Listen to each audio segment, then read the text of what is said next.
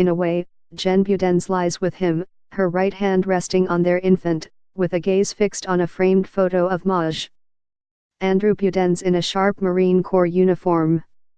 His face is everywhere at the grave, screened on a blanket and printed on a shirt worn by Andrew Jr., who is tucked in a car seat, staring back at his mother with blue eyes inherited from his father.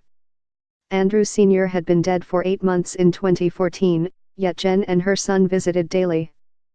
But you wouldn't know any of that from the photo of Budenz rocketing across social media, posted, reposted, stripped of all context and infused with political memes and percolated for months in conservative media channels before it reached President Donald Trump's Twitter feed on Thursday.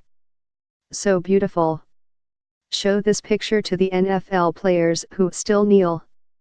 Trump said of the photo, referring to football players who have taken a knee during the national anthem to protest police killings of black civilians, a politically divisive movement led by quarterback Colin Kaepernick that has rankled some as anti-military. San Diego Union-Tribune photographer Hayne Palmer took the photo of Jen Budenz in 2014 at Miramar National Cemetery in San Diego, for a Memorial Day story about the long tale of grief felt by families of fallen service members. Gold Star family is the term for loved ones left behind by troops killed in action, though the Budenz family is not in that grimly exclusive club. Andrew Budenz deployed 3 times to Iraq and Afghanistan but was killed in a motorcycle accident near his California base in 2013, the Union-Tribune reported. In the tweet, Palmer's photo was taken and altered with a message in stark white letters, "This is why we stand." The emotionally charged photo of a grieving family is part of a trend of politicizing images of troops and their families, underscoring the significant rift of common experience and understanding between the military and the rest of the public. Trump has been selective in his treatment of grieving military families, hailing the nameless photo of Budenz but lashing out at the family of a slain Muslim Army officer and fueling bitter disputes over what he privately told the family of Sergeant Law David Johnson, who was among 4 soldiers killed in Niger in October.